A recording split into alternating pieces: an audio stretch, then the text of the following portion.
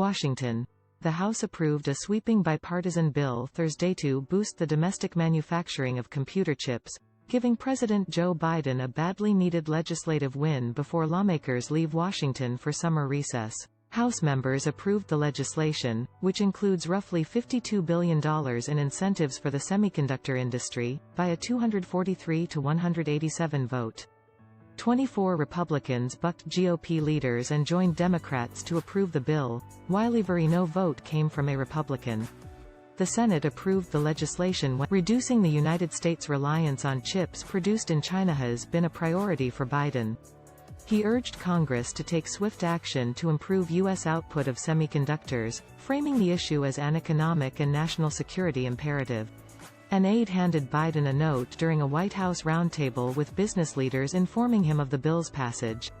"Sorry for the interruption," the president's aide with a smile, letting others know the legislation cleared the House. In a prepared statement after the vote, Biden said the bill will make cars, computers and appliances cheaper, calling the legislation exactly what we need to be doing to grow our economy right now. By making more semiconductors in the United States, this bill will increase domestic manufacturing and lower costs for families.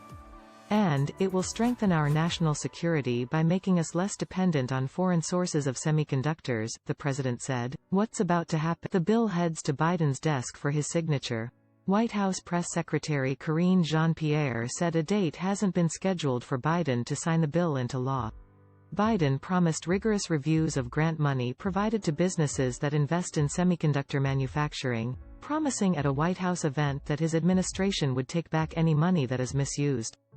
Democratic lawmakers and the White House will now turn their focus to passing legislation that would lower the cost of prescription drugs, extend healthcare subsidies and fund new climate and energy initiatives before Congress leaves Washington for a planned summer recess. Top takeaways. It will take time for consumers to feel the impact of the new government spending on computer chips manufacturing. As National Economic Council Director Brian Dees said this week, financial incentives will affect companies' decision-making almost immediately and hopefully cause them to expand their operations in the U.S. But he acknowledged, "This is a long-term project, a long-term national project that is of vital economic and national security consequence, and the ultimate impact of that will be felt over the course of years." What they debated, what else they're saying, why it matters. Democratic members of Congress in swing states and districts are facing especially tough re-election battles this fall. Americans are pessimistic about the economy and frustrated with Biden's leadership, especially when it comes to his handling of inflation and the economy.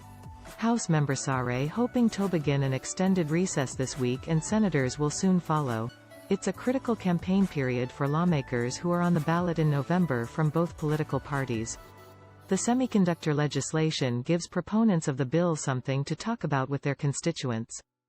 Biden will also be able to offer up the bill's passage's evidence that his strategy of working with Republicans to pass consequential legislation is working. Reach Francesca Chambers on Twitter at Fran_Chambers and Joey Garrison at Joey Garrison. This article originally appeared on USA Today. Congress passes CHIPS bill giving lawmakers Biden bipartisan win.